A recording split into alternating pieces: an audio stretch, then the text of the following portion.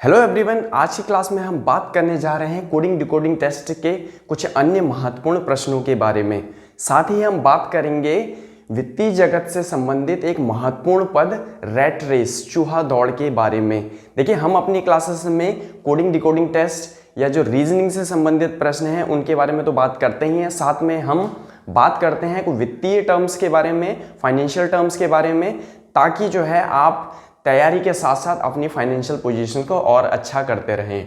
तो चलिए प्रश्न से शुरू करते हैं। तो प्रश्न है कि किसी सांकेतिक भाषा में मार्क का कोड N26I16 हो तो उसी कूट भाषा में आर्मी का कोड क्या होगा।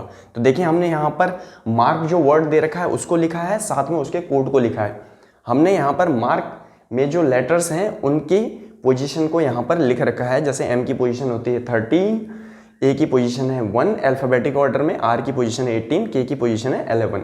तो अब हम जब इधर जो है हम इनके कोड को देखते हैं तो हम देख रहे हैं कि एन की पोजीशन है 14, फिर 26 दे रखा है, आई की पोजीशन है 9 और फिर 16 दे रखा है। तो अब हम इसमें रिलेशन फाइंड करने जा रहे हैं और हम आइडेंटिफाई जब कर लेंगे कि कोडिंग का पैटर्न क्या है, उसके आधार पे फिर हम आर्मी के कोड को बहुत आसानी से फाइंड कर सकते हैं। तो हम यहाँ देख रहे हैं कि जो एम है वह रिलेटेड है किससे, एन से। तो m की पोजीशन और n की पोजीशन अगर हम देखते हैं तो m की पोजीशन है 13 और n की पोजीशन है 14। तो अगर हम 13 और 14 का सम देखते हैं, अगर हम इनको ऐड कर देते हैं तो यह सम आ रहा है 27। इसी तरीके से अगर हम 1 की पोजीशन और 26 को देखें, a की पोजीशन है 1 और इधर 26 हम देखें तो यहाँ पर हम देख रहे हैं कि 1 और 26 का जो सम है वह भी क्या आ रहा है, 27 आ रहा है। तो इससे ये कंक्लूजन निकल रहा है कहीं ना कहीं कि ये जो कोडिंग की गई है वो किस पे आधार पे की गई है, अपोजिट लेटर्स के आधार पे की गई है। क्योंकि हम जानते हैं कि अपोजिट लेटर्स जो होते हैं, विपरीत वर्ण जिसे कहते हैं इंग्लिश अल्फ़ाबेट में, उनका सम जो होता है वह क्या होता है, हमेशा 27 होता है। ये हम इस तरह इन टॉपिक्स के बारे में हम पिछली क्लासेस में हम बात कर चुके हैं। साथ ही हम देख रहे हैं कि 18 आर की जो पोजीशन है और आपकी आई की पोजीशन जो कि 9 है, तो 18 और 9 का सम हम देख रहे हैं कि फिर से क्या है, 27 है। और लास्ट भी देख लेते हैं हम कि 11 और 16 का जो सम है वह भी कितना है, 27 है। तो अब ये कंफर्म हो चुका है कि ये जो कोडिंग की गई है यह विपरीत वर्णों को लेकर की गई है, विपरीत लेटर्स को, अपोजिट लेटर्स को लेकर की गई है। अब यहाँ पर एक चीज़ और नोटिस करने वाली है कि जो पहला लेटर है उसका जो कोड है वह लेटर में ही है। दूसरा जो हमारा लेटर है उसकी कोडिंग जो है वो नंबर्स में की गई है। तीसरा जो लेटर है उसकी कोडिंग जो है वह लेटर में की गई है और चौथे लेटर की कोडिंग नंबर में की गई है। तो हम यहाँ देख रहे हैं कि अल्टरनेट तरीके से कोडिंग की गई है, पहले लेटर की फॉर्म में, फिर नंबर की फॉर्म में, फिर लेटर, फिर नंबर, अल्टरनेट वे में ये चला है। तो इसी के आधार पे अब जो है हम आर्मी की पोजीशन को हम फाइंड करते हैं। तो देखिए, आर्मी की पोजीशन को हम फाइंड करने के लिए आर्मी लेटर को हम पूरा लिख लेते हैं यहाँ पर। उसके बाद जो है हम इनके आर्मी में जो लेटर्स यूज हुए हैं इनकी पोजीशंस को भी हम लिख लेंगे यहाँ पर। तो ए की पोजीशन होती है 1, आर की पोजीशन है हमारी 18, एम की पोजीशन है हमारी 13 और वाई की जो पोजीशन होती है वह होती है 25 होती है। तो अब इसकी कोडिंग कैसे होगी, कोडिंग सिंपल वे में हो जाएगी कि 1 और देखिए यहाँ पर मार्क की जो कोडिंग की गई है वह पहले लेटर में की गई है, तो 1 + 26 हम करेंगे। तो यहाँ पर जो कोड आएगा ए के रिस्पेक्ट में इसकी पोजीशन और वो जो लेटर आएगा यहाँ पर ए के रिस्पेक्ट में उनकी पोजीशन का सम कितना होनी चाहिए, 27 होना चाहिए। तो देखिए, इंग्लिश अल्फ़ाबेट्स में अगर हम देखते हैं तो Z जो है इसकी पोजीशन 26 होती है। तो Z की पोजीशन 26 है, प्लस 1 की पोजीशन, ए की पोजीशन 1, तो 26 + 1 कितना हो जाएगा, 27 हो जाएगा। तो इसका मतलब है ए के अपोजिट जो है वह Z है और यहाँ पर Z आ जाएगा। इसी तरीके से हम देखते हैं कि R की पोजीशन क्या है, 18th पोजीशन है इंग्लिश अल्फ़ाबेट्स में। तो 18 में क्या हम ऐड करें कि 27 आ जाए, तो यहाँ पर 18 + 9 जो होता है वह 27 होता है। तो यहाँ पर क्या आ जाएगा, 9 आ जाएगा। हमें इस चीज़ का भी ध्यान रखना है कि पहला जो कोड होगा वो लेटर की फॉर्म में होगा, दूसरा कोड जो है वह नंबर की फॉर्म में होगा, जैसे हमें पैटर्न दे रखा है जो एग्जाम्पल है। ऐसे m की अगर हम बात करें तो m में क्या ऐड किया जाए कि 27 आ जाए, तो m की पोजीशन है 13 में क्या ऐड करें कि जो है 27 हो जाए, तो 13 + 14 जो होता है वह क्या होता है 27 होता है। तो m का अपोजिट लेटर हम सीधे सीधे ये भी कह सकते हैं कि m का अपोजिट लेटर जो है वो क्या होगा। देखिए लेटर आ गया है, नंबर आ गया, अब लेटर की बारी है तो यहाँ लेटर आएगा। तो m का अपोजिट लेटर जो होता है वह क्या होता है n होता है, क्योंकि n की पोजीशन कितनी है हमारी 14 है, तो 13 + 14 कितना होता है आपका 27 होता है, तो यहाँ पर n आ गया। अब लास्ट हम y की बात करते हैं, तो y की पोजीशन है इंग्लिश अल्फ़ाबेट्स में 25 है, तो 25 + 2 जो है वह क्या होता है 27 होता है। तो अब यहाँ पर नंबर आएगा तो यहाँ पर क्या आ जाएगा 2 आ जाएगा। तो इस तरीके से आर्मी का कोड जो है फाइनली हमें मिल गया, वह क्या है Z9N2। अगले प्रश्न को देखते हैं। तो अगला प्रश्न है कि यदि किसी सांकेतिक भाषा में रीजन को 5 और बिलीव्ड को 7 लिखा जाता है तो उसी कूट भाषा में गवर्नमेंट की कोड संख्या क्या होगी। तो देखिए यहाँ पर हमने रीजन जो वर्ड दे रखा है और उसका कोड 5 है, बिलीव्ड जिसका कोड 7 है, उनको हमने यहाँ लिख दिया है। साथ ही हमने क्या किया है, इन लेटर्स की पोजीशन को भी लिख दिया है अल्फ़ाबेटिक ऑर्डर के क्रम में। तो R की पोजीशन होती है 18, E की पोजीशन है 5, इसी तरीके से हमने सारे लेटर्स को लिखा है। अब हमें यहाँ कोडिंग को पहचानना है, तो कोडिंग को पहचानने के लिए एक जो हमारे माइंड में आता है कि क्या, क्योंकि ये नंबर है कोड, तो क्या इन लेटर्स की पोजीशन को सम करके क्या कोई कोड एक रिलेशन निकलता है इसमें, तो हम देखते हैं इसमें। तो यहाँ पर हम देख रहे हैं अगर हम इन पोजीशंस लेटर्स की पोजीशन को अगर हम सम कर दें तो हम देखते हैं कि इनका जो सम है वह कितना आ रहा है 72 आ रहा है। इसी तरीके से अगर हम बिलीव्ड के लेटर्स की पोजीशन को अगर हम सम कर देते हैं तो यह जो सम है हमारा वह कितना आ रहा है, यह आ रहा है 64 आ रहा है। तो हम देख रहे हैं यहाँ पर 72 और 5 में किसी तरह का रिलेशन नहीं बन पा रहा है। साथ ही हम देख रहे हैं कि 64 और 7 में कोई रिलेशन नहीं बन पा रहा है। तो इससे कंक्लूजन ये निकलता है कि ये जो कोडिंग की गई है ये किसी और आधार पे की गई है। तो एक और इसमें पॉसिबिलिटी हो सकती है कि यहाँ पर हम देख रहे हैं कि रीजन में नंबर ऑफ लेटर्स कितने हैं, वह है 6। बिलीव्ड में अगर हम देख रहे हैं कि नंबर ऑफ लेटर्स कितने हैं, वह है 8। तो हम यहाँ पर देख रहे हैं कि अगर हम 6 में से 1 माइनस कर दे रहे हैं तो हमारे पास 5 आ जा रहा है। साथ ही हम देख रहे हैं कि 8 में अगर हम 1 माइनस कर दे रहे हैं तो हमारे पास 7 आ जा रहा है। तो यहाँ कहीं ना कहीं एक कंक्लूजन निकल रहा है कि जो ये कोडिंग की गई है वो नंबर ऑफ लेटर्स में 1 माइनस करके कोड को जनरेट किया गया है। तो इसी आधार पे अब हम क्या करेंगे, जो गवर्नमेंट वर्ड है इसके कोड को हम फाइंड करेंगे। तो यहाँ मैं इसको क्लियर कर रहा हूँ और इसको हम फाइंड कर सकते हैं इजीली, बहुत आसानी से। तो गवर्नमेंट में जो अब नंबर ऑफ लेटर्स हैं वो कितने हैं हमारे, इसको हम काउंट कर लेते हैं। तो this is 3, 6, 9 and 10, this is 10 letters हैं गवर्नमेंट वर्ड में। तो कोड को फाइंड करने के लिए हम सीधे सीधे क्या करेंगे, इसमें से हम 1 माइनस कर देंगे और 9 हमारा कोड आ जाएगा। तो इस तरीके से इस प्रश्न को हम कंप्लीट कर सकते हैं। आगे बढ़ने से पहले हम बात करते हैं रैट रेस के बारे में। रैट रेस होती क्या है? क्या आपने कभी ध्यान दिया है कि बैंकर्स हो या अकाउंटेंट हो, क्या सारे के सारे बैंकर्स या अकाउंटेंट जो वित्तीय समझ रखते हैं, बहुत अच्छी वित्तीय समझ रखते हैं, क्या वो सभी अमीर हैं? नहीं, इसका उत्तर है नहीं। क्योंकि वित्तीय जानकारी रखना अलग चीज़ है और वित्तीय जानकारी का प्रयोग करना एक अलग चीज़ है। तो रैट रेस उसी से संबंधित है। ज़्यादातर लोग, अगर हम बात करें परसेंटेज में, तो लगभग 90% लोग जो हैं वह अपनी लाइफ में फाइनेंशियली स्ट्रगल करते हैं only because of rat race. तो रैट रेस क्या होता है? रैट रेस होता है कि जो हम काम कर रहे हैं उन्हीं कामों में फाइनेंशियली उलझे रहना। अमीर होना या फाइनेंशियली स्ट्रांग होना कोई बहुत बड़ा साइंस नहीं है। देखिए, सिंपल सी बात है और इस टेक्निक को हम खुद फॉलो कर रहे हैं। तो रैट रेस से निकलने का एक सबसे आसान तरीका होता है कि हम अपने फंड को कैसे मैनेज करते हैं। बहुत आसान है, केवल हमें अपनी हैबिट्स बदलनी होती है, फाइनेंशियल हैबिट्स हमने बदलनी होती है और साथ ही हमने क्या करना होता है, हमें अपने फंड को मैनेज करना होता है। तो फंड को मैनेज करने का सबसे आसान तरीका क्या है कि अपने बहुत इंपॉर्टेंट कामों को पहले क्या करना, वेरी इंपॉर्टेंट कामों में इसमें ऐड कर देता हूं कि बहुत इंपॉर्टेंट कामों में क्या करना है, पहले फंड को लगाना। पहले हमें फंड जो भी आ रहा है, जो भी हमारी मंथली अर्निंग है या कोई भी किसी भी तरह की अर्निंग है, उस फंड को क्या करना, अपने इंपॉर्टेंट काम में लगाना। पहले खुद को पे करना, फिर अन्य कामों को पे करना। अब अपने फंड को हम कैसे मैनेज कर सकते हैं, उसको एक सिंपल से एग्जांपल के साथ देखते हैं कि मान लीजिए हमारी जो मंथली अर्निंग है वह क्या है, 10,000 रुपी है।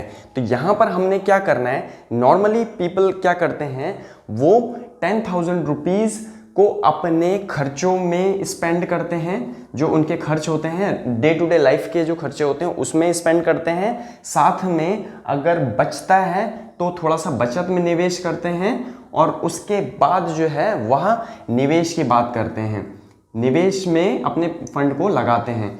नॉर्मली पीपल ये करता है, इनका ऑर्डर क्या रहता है, ये रहता है, पहले वो खर्च करते हैं, फिर बचता है तो बचत करते हैं, और लास्ट में निवेश करते हैं। बट जो एक समझदार व्यक्ति है, जो एक अमीर व्यक्ति है, वो अपने इस हैबिट को केवल चेंज करता है। वह क्या करता है, रिवर्स ऑर्डर में काम को करता है। तो सबसे पहले वो निवेश में पैसा लगाता है, उसके बाद जो है बचत, अन्यथा लास्ट में वो खर्च को मैनेज करता है। शुरू में देखिए बहुत दिक्कत आती है, शुरू में बहुत सारे चैलेंजेस आपको फेस करने पड़ सकते हैं, बट अगर आप इसी तरीके से किसी तरीके आप मैनेज करिए, अपने फंड को मैनेज करिए और निवेश करिए उन्हें इंपॉर्टेंट चीज़ों में, अपने पैसे को ऐसी जगह लगाइए जहां पर वो आपको रिटर्न दे।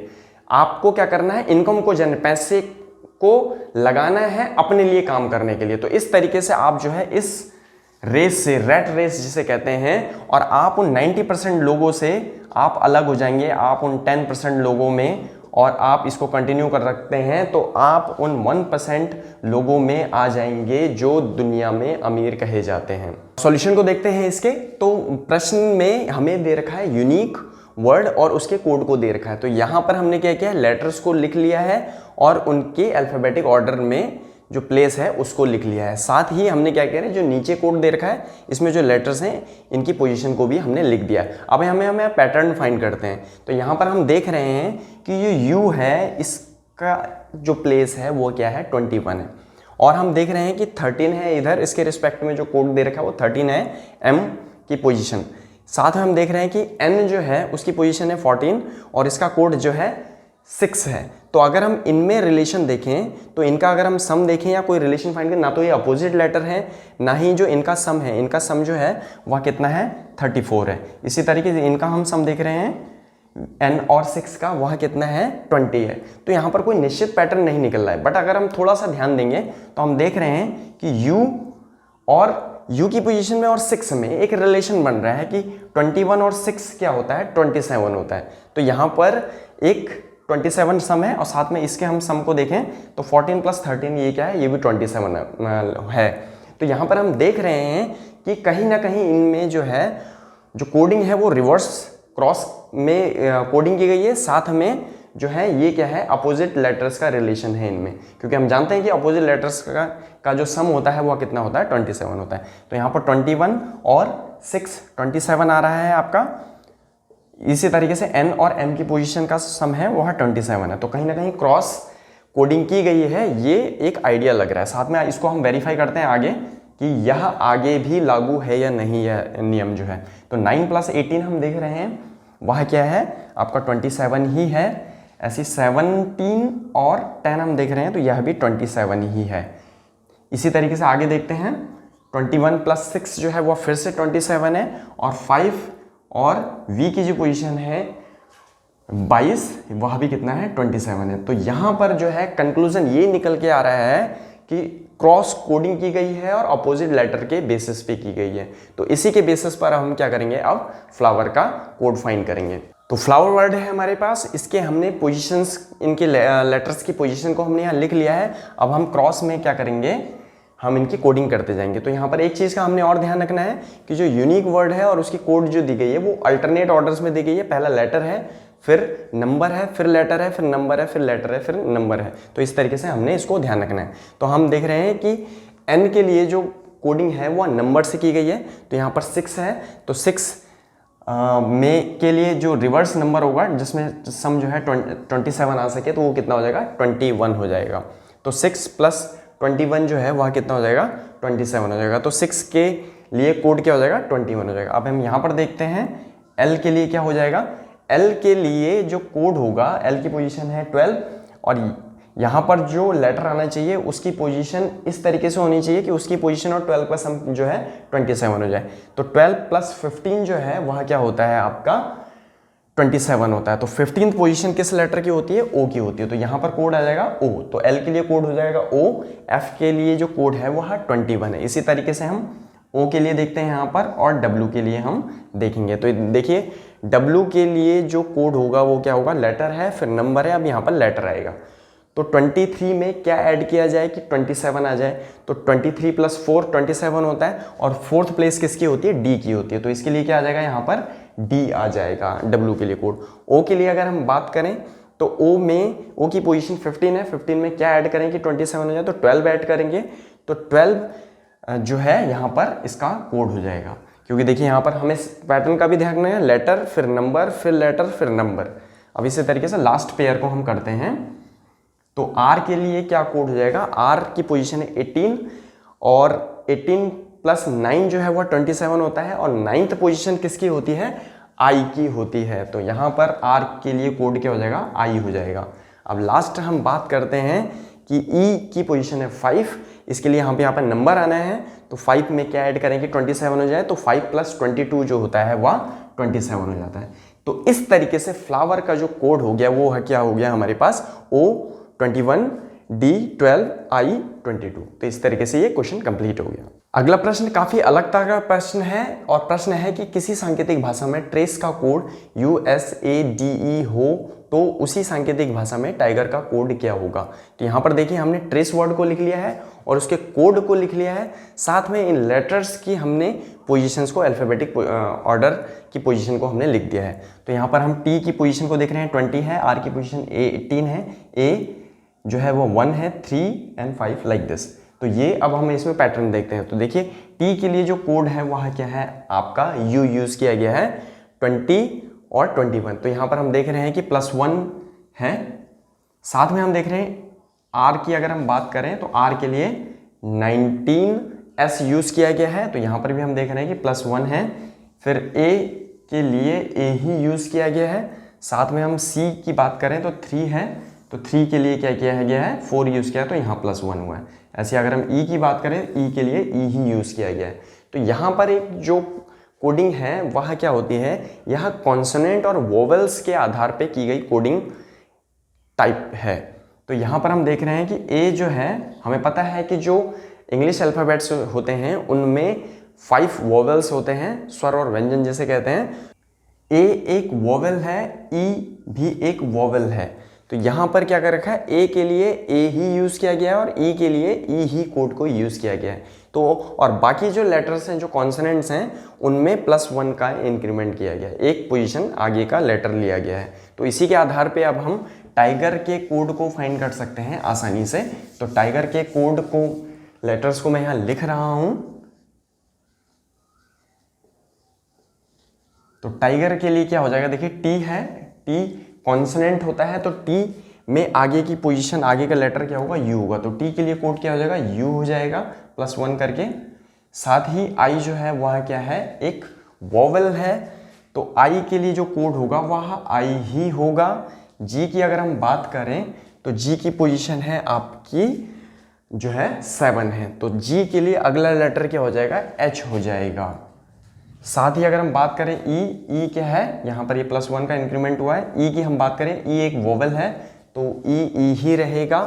लास्ट R की अगर हम बात करें, R की पोजीशन है 18th पोजीशन, तो R के बाद क्या आता है, S लेटर है, तो +1 करके जो है हमें S मिल जाएगा। तो इस तरीके से जो टाइगर का कोड हो गया वह क्या हो गया, UIHES हो गया।